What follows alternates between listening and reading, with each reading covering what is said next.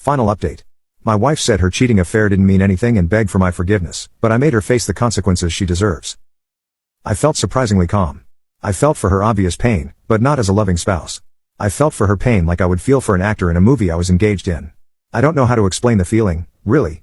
It confirmed that I probably don't love her anymore. I just sat there and waited for her to collect herself enough to speak. She started several times but would break down crying.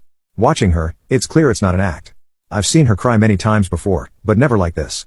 I guess people can fake cry, but I doubt anyone can fake the look of crying nonstop for a week, mixed with sobs and giant snot bubbles. When she finally started talking, it was like a dam burst. She apologized every second word. Surprisingly, she didn't try to excuse herself or shift the blame to me. Her sister cried as well and would from time to time berate her.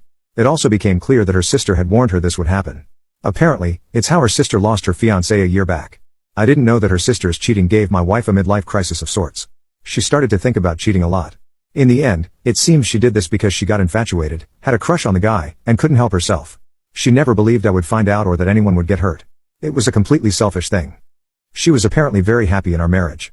She convinced herself that she deserves this fling and that I probably supported her choice if I knew. She convinced herself that this affair would pass, and we would all go back to living happy family lives ever after.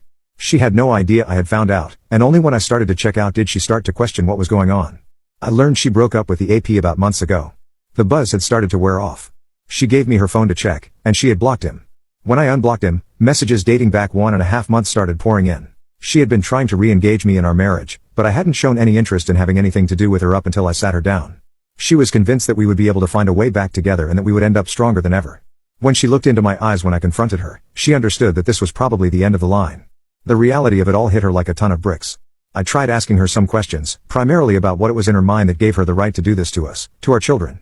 Basically, it's nothing but selfishness on her part. I realize, like so many of you pointed out, I will never get the answers that I'm looking for because they don't exist. There is no acceptable reason for cheating, therefore, I will never get an acceptable answer. I did, however, get closure in a weird way. I got to explain to her how badly she had hurt me, the incredible pain she had caused. I got her to accept that it's her fault that our marriage is broken and that our children will grow up in a broken home. This gave me a strange feeling of peace. She had been reading everything she could about fixing a broken marriage after infidelity. She had a complete timeline and detailed confession, signed and everything, ready for me. I haven't read it, I just gave it to my lawyer. She begged and begged and begged for a second chance. She would do anything, she said. I told her I didn't believe her. In fact, I didn't believe anything she said. I just don't trust her. She asked me what she could do to fix it. I told her she broke it. If she doesn't know how can she expect me to present her with a solution? These types of questions went back and forth for a while. In the end, she conceded that had the roles been reversed, she probably wouldn't forgive this either. I told her I had gotten tested for diseases and that I would get a DNA test for the kids. She completely broke down for about minutes when she heard this. She insisted that this was the only time she had ever cheated or done anything out of line. Again, after some back and forth, she conceded that I had no reason to believe her, and if she was in my shoes, she would probably do the same. I asked her if AP's wife knew. She didn't know. She conceded that she deserved to know. I asked her if she should tell her or should I. She asked me if I would consider reconciling or marriage counseling if she told her.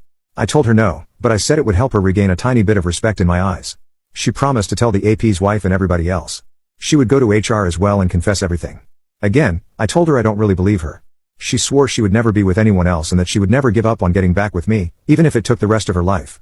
I didn't believe her, but I didn't say anything. It was getting redundant at this point. She offered me a one-sided open marriage, access to all her communication/availability. I told her that I had talked to Monica and that I am waiting because I don't want to cheat. I don't want an open relationship. It would hurt her if we did that, and I don't want to hurt other people like she hurt me. I don't want to be her tied to me either. Constantly snooping on her and being suspicious isn't grounds for a healthy relationship. I am not interested in intimacy without a deeper connection either. Intimacy for the sake of mechanical intimacy has no value for me. If I need mechanical release, I can fix that on my own. I don't need a partner for that. At this point, we were all exhausted. We had been going at it for over hours, and my wife had been crying on a scale from bad to absolutely horrifying almost the entire time. We weren't going to get any further on this. It was done. I told her very clearly that the love I used to have for her is gone. I didn't recognize the person she had become anymore, and that I would go through with divorce. I told her she could not undo what she has done. The only way to avoid this result would have been to not start the affair months ago. I didn't want our marriage back. I didn't want her back. I did not want more pain. I suggested we go no contact for a while to get some distance and perspective. I told her I already filed and that my mind was made up. We could start family therapy to co-parent, but beyond that, I don't even want to see her. This was incredibly painful to tell her. She was crying hard while mumbling. When I got up to leave, she got a massive nosebleed. She started to reach for me, but passed out. I managed to catch her before she hit the floor.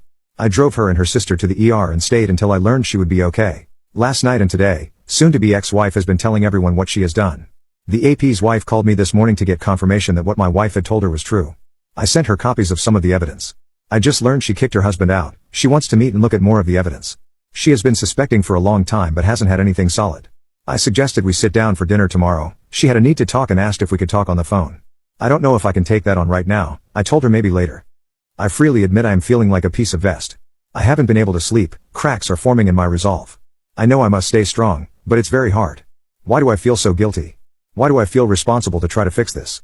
We may be able to fool ourselves for a while, but it will most likely not work long term. Some of her friends and relatives have been calling me up and cursing me out. They think I should give her a second chance. But in my mind, I am thinking, why drag out the pain? Better to get it over with so we can start to heal and build new lives. So that's it. Nothing spectacular, no revenge, no resolve, no peace, no happy ending. Just more pain for all of us. My mind is in a very dark place right now. I don't know what to do, to be honest.